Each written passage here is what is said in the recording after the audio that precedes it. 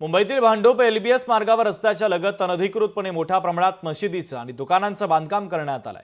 यामध्ये पोलीस आणि महानगरपालिका संगनमत असल्याचा आरोप भाजपचे नेते किरीट सोमय्या यांनी केला। एलबीएस परिसरात सोसायटीच्या नागरिकांनी या संदर्भात किरीट सोमय्या यांच्याकडे तक्रार केली। त्यानुसार आज किरीट सोमय्या यांनी अधिकाऱ्यांसह या ठिकाणी येऊन पाहणी करत कारवाईची मागणी केली आहे।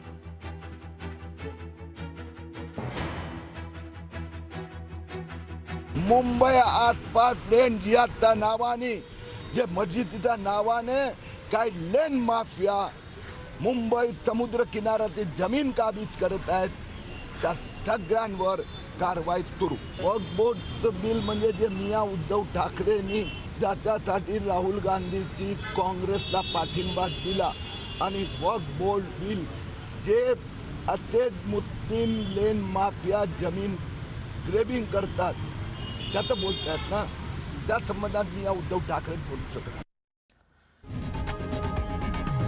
लोकशाही मराठी ऐका, पहा, जागरूक रहा।